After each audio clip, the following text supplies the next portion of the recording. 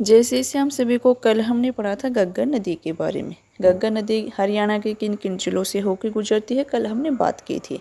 ठीक है, इसका उद्गम स्थान कहाँ है और कहाँ जाके विलुप्त हो जाती है, इनके बारे में हमने पढ़ लिया था। आज हम जो घग्गर नदी के बारे में और पॉइंट्स जो बनते हैं उनको कवर करेंगे। तो पहला हमारे पास पॉइंट आता है, घग्गर नदी में जो छोटे छोटे नाले होते हैं उनको स्थानीय भाषा में चो कहा जाता है। ठीक है, देखो जो घग्गर नदी में छोटे छोटे नाले जो बनते हैं उनको स्थानीय भाषा में हम क्या कहते हैं, चो कहते हैं। ओके, दूसरा पॉइंट आता है, घग्गर नदी नैली नामक बाढ़ के मैदान का निर्माण करती है। जो घग्गर नदी के द्वारा जो बाढ़ के मैदान बनाए जाते हैं उनको क्या बोलते हैं, नैली बोलते हैं। ओके, पहला पॉइंट, छोटे छोटे जो नाले होते हैं उनको चो कहते हैं और जो बाढ़ के मैदान बनते हैं उनको हम नैली बोलते हैं। ओके, तीसरा पॉइंट आता है कि सिरसा जिले में ओटू बैराज बांध बनाया गया है। कौन से जिले में, सिरसा जिले में वापस घग्गर नदी पे कौन सा बांध बनाया गया है, ओटू बैराज। कल हमने पढ़ा था कि वापस यहाँ पे पंचकुला से वापस घग्गर नदी एंटर करती है, पंचकुला से होते हुए फिर वापस अंबाला में आती है, अंबाला से होते हुए फिर वापस कैथल में आती है, कैथल से होते हुए फिर वापस फतेहाबाद में जाती है, फतेहाबाद से होते हुए फिर वापस सिरसा में जाती है। ठीक है, सिरसा में वापस यहाँ पे कौन सा बांध बनाया गया है, ओटू बैराज। ओके, ठीक है, कौन सा बांध बनाया गया है सिरसा में, ओटू बैराज बांध।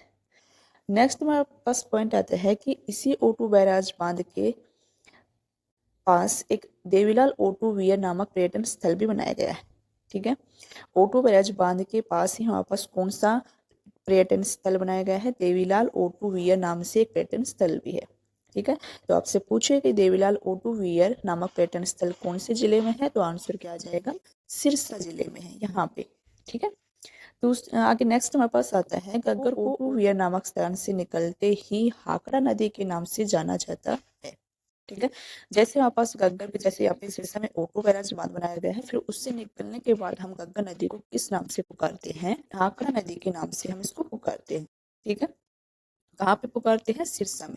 सिरसा में पता है यहाँ पे आपस ओटू बैराज बांध बनाया गया है, इससे निकलने के बाद हम घग्गर नदी को किस नाम से जानते हैं, हाकड़ा के नाम से जानते हैं।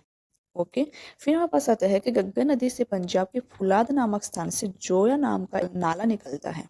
किस नाम का नाला निकलता है, जोया नाम का नाला निकलता है, जो फतेहाबाद तथा बठिंडा से होते हुए सिरसा जिले में पुनः फिर घग्गर नदी में मिल जाता है। देखो हमने बात की थी, वापस यहाँ पे है, यहाँ से वापस देखो घग्गर नदी वापस यहाँ से होते हुए वापस कैथल से होते हुए वापस यहाँ से आती है। यहाँ पे वापस एक नाला निकलता है जिसका क्या नाम है, जोया। ठीक है, बाद में फिर फतेहा सिरसा से होते हुए सिरसा में आकर फिर से वापस घग्गर नदी में मिल जाता है।